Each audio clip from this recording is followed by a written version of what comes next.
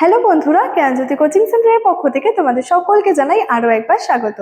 আজকের ক্লাসে তোমাদের সঙ্গে যে বিষয়টি নিয়ে আলোচনা করব সেটি হলো যে ত্রিপিটক সম্পর্কে। ত্রিপিটক যে বিষয়টা রয়েছে এই বিষয়টা নিয়ে কিন্তু আজকের ক্লাসে তোমাদের সঙ্গে আলোচনা করব। তবে আজকের ক্লাসটি শুরু করার আগে তোমাদেরকে একটা ছোট্ট ইনফরমেশন দিয়ে রাখি।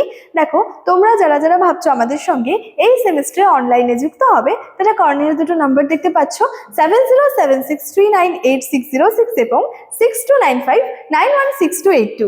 এই নাম্বার দুটি হলো আমাদের জ্ঞানজ্যোতি কোচিং সেন্টারের অফিসিয়াল হেল্পলাইন নাম্বার। তোমরা যারা যারা ভাবছো আমাদের সঙ্গে অনলাইনে যুক্ত হবে, এই নাম্বার দুটির মধ্যে কিন্তু যে কোনো একটি নাম্বারে যোগাযোগ করে আমাদের সঙ্গে যুক্ত হয়ে যেতে পারো।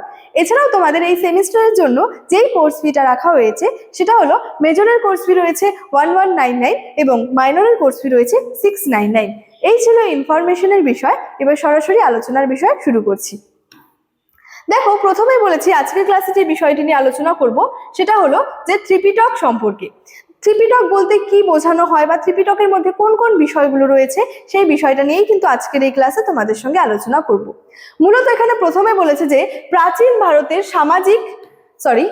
প্রথমে এখানে বলা যায় যে প্রাচীন ভারতের সামাজিক, সাংস্কৃতিক ও ধর্মীয় ইতিহাসের উপাদান রূপে কিন্তু বৌদ্ধ গ্রন্থগুলির গুরুত্ব কিন্তু অপরিসীম রয়েছে।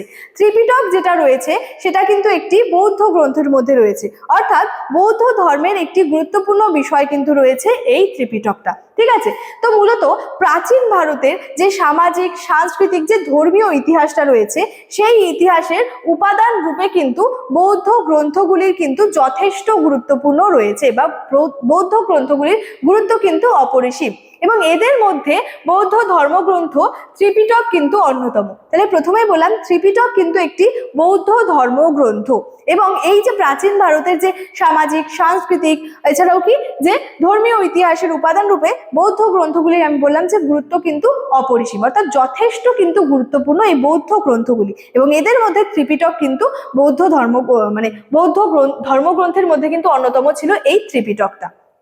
এবার হচ্ছে ত্রিপিটক কি বা ত্রিপিটক বলতে কি বোঝানো হচ্ছে।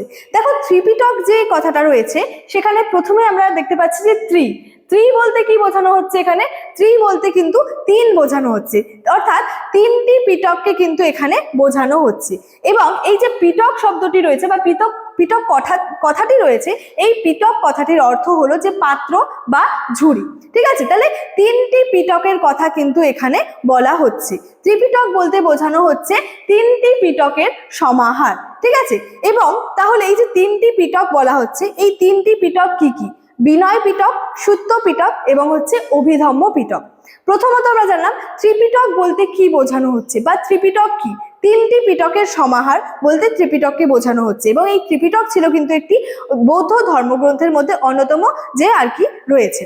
তাহলে তিনটি পিটকের নাম কি কি রয়েছে? বিনয় পিটক, সুত্ত পিটক এবং হচ্ছে অভিধম্ম পিটক। ঠিক আছে, এ দেখো প্রথম পিটকের নাম রয়েছে এখানে হচ্ছে যে কিন্তু বিনয় পিটক, দ্বিতীয় পিটকের নাম রয়েছে কিন্তু সুত্ত পিটক এবং তৃতীয় পিটকের নাম রয়েছে কিন্তু যে অভিধম্ম পিটক। তো মূলত এই যে তিনটি পিটক রয়েছে, এই তিনটি পিটক থেকে আমরা কি জানতে পারি বা কোন কোন বিষয় জানতে পারি?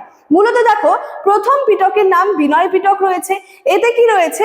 বৌদ্ধ ভিক্ষু এবং ভিক্ষুণীগণের যে পক্ষে যে পালনীয় নিয়মাবলী রয়েছে এবং বৌদ্ধ বিহার সমূহের সাধারণ পরিচালন যে রীতিনীতি রয়েছে এগুলি কিন্তু বর্ণিত আছে।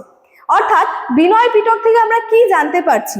বৌদ্ধ ভিক্ষু এবং ভিক্ষুণীগণদের তারা যে নিয়মগুলি পালন করতো, তাদের যে পালনীয় নিয়মাবলীগুলি রয়েছে এবং বৌদ্ধ বিহার সমূহের যে সাধারণ পরিচালন যে সমস্ত রীতিনীতিগুলি রয়েছে, এই সমস্ত বিষয় কোথায় পাওয়া যাচ্ছে, কোথা থেকে আমরা জানতে পারছি? প্রথম পিটক অর্থাৎ যে বিনয় পিটক থেকে কিন্তু জানতে পারছি। আচ্ছা, দ্বিতীয় পিটকের নাম কি বললাম? যে দ্বিতীয় পিটক রয়েছে সুত্ত পিটক। এতে কি রয়েছে? এতে হচ্ছে বুদ্ধের অর্থাৎ গৌতম বুদ্ধের ধর্মোপদেশ সংকলিত রয়েছে। অর্থাৎ গৌতম বুদ্ধর যে ধর্ম উপদেশগুলি রয়েছে সেগুলি সংকলিত রয়েছে কিন্তু এই সুত্ত পিটকের মধ্যে। অর্থাৎ সুত্ত পিটক থেকে আমরা বুদ্ধের যে ধর্মোপদেশ রয়েছে সেইগুলি জানতে পারছি। তৃতীয় পিটকের নাম কি রয়েছে? অভিধম্ম পিটক। এই অভিধম্ম পিটকের মধ্যে কি রয়েছে দেখো, এখানে মূলত যে বৌদ্ধ ধর্মের অন্তর্নিহিত দর্শন, সেই দর্শনের আলোচনা ও ব্যাখ্যাটা রয়েছে কিন্তু এই অভিধম্ম পিটকের মধ্যে। এছাড়াও খ্রিস্টপূর্ব ষষ্ঠ শতকে সামাজিক, সাংস্কৃতিক এবং যে ধর্মীয় ইতিহাস রচনার ক্ষেত্রে কিন্তু এই যে পিটকগুলি রয়েছেন, এই যে ত্রিপিটক রয়েছেন, সেই ত্রিপিটকের গুরুত্ব কিন্তু অপরিসীম রয়েছে। তাহলে প্রথমত আমরা কি হচ্ছে যে প্রথমে দেখতে পাচ্ছি যে প্রাচীন ভারতের ইতিহাস, মানে যে সামাজিক, সাংস্কৃতিক, ধর্মীয় ইতিহাসের উপাদান হিসেবে এই বৌদ্ধ গ্রন্থগুলি কিন্তু খুবই গুরুত্বপূর্ণ, যার মধ্যে একটি অন্যতম বৌদ্ধ ধর্মগ্রন্থ ছিল হচ্ছে ত্রিপিটক। ত্রিপিটক বলতে কি বোঝানো হচ্ছে? তিনটি পিটককে, তিনটি পিটকের সমাহারকে বোঝানো হচ্ছে ত্রিপিটক বলতে। বিনয় পিটক, সুত্ত পিটক এবং অভিধম্ম পিটক। বিনয় পিটকের মধ্যে কি রয়েছে? বৌদ্ধ ভিক্ষু এবং ভিক্ষুণীগণদের পালনীয় যে সমস্ত নিয়মাবলী, রীতিনীতি, এই সমস্ত বিষয়গুলি রয়েছে বিনয় পিটকের মধ্যে। সুত্ত পিটকের মধ্যে রয়েছে কি, যে বুদ্ধের যে ধর্মোপদেশগুলি রয়েছে, ধর্ম উপদেশ, সেগুলি রয়েছে সুত্ত পিটকের মধ্যে। অভিধম্ম পিটকের মধ্যে কি রয়েছে? বৌদ্ধ ধর্মের যে অন্তর্নিহিত দর্শন, সেই দর্শনের আলোচনা এবং ব্যাখ্যাটা কি হচ্ছে রয়েছে এই অভিধম্ম পিটকের মধ্যে। ত্রিপিটক কি বা ত্রিপিটক বলতে কি বোঝানো হয়েছে, এটা নিয়ে কিন্তু আজকে আমার আলোচনা এতটাই ছিল। ইনফরমেশন যেটা রয়েছে ভিডিও শুরুতেই কিন্তু দিয়ে রেখেছিলাম। চলো আজকের ক্লাস এতটাই, দেখা হচ্ছে পরবর্তী ক্লাসে। Thank you so much, thanks for watching.